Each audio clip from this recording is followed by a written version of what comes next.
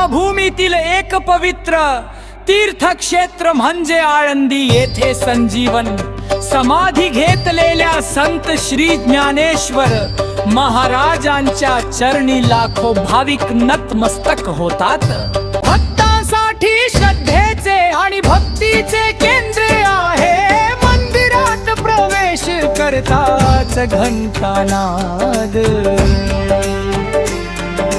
हरिनामाचा गजर आणि भक्तिमय वातावरण मनाला पार शांतता देते।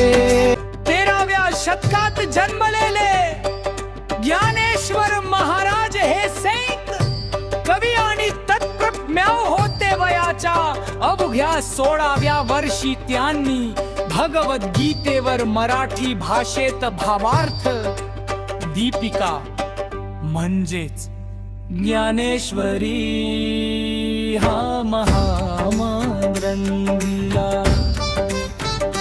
ज्ञानेश्वरी मंदिरासमोरून वाहणारी पवित्र इंद्रायणी नदी या भूमीचे वैभव अधिकच वाढवते। तिच्या शांत प्रवाहात भक्त स्नान करून आत्मशुद्धीचा अनुभव घेतात।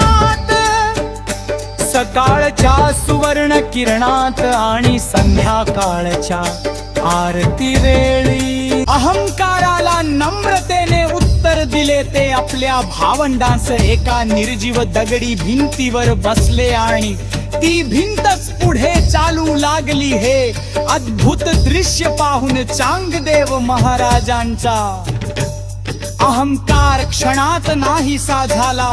त्यांनी माऊलींच्या चरणी होऊन त्यांना गुरु म्हणून स्वीकारले। ज्ञानेश्वर महाराजांच्या कृपेने ही भूमी आजही भक्तांना आध्यात्मिक ऊर्जा आणि अंतःकरणातील शांती प्रदान करते। दरवर्षी आषाढी वारीच्या निमित्ताने लाखो वारकरी आळंदीहून पंढरपूरकडे पायी प्रस्थान करतात।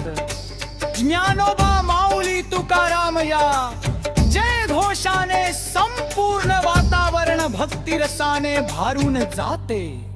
जय जय राम कृष्ण हरी,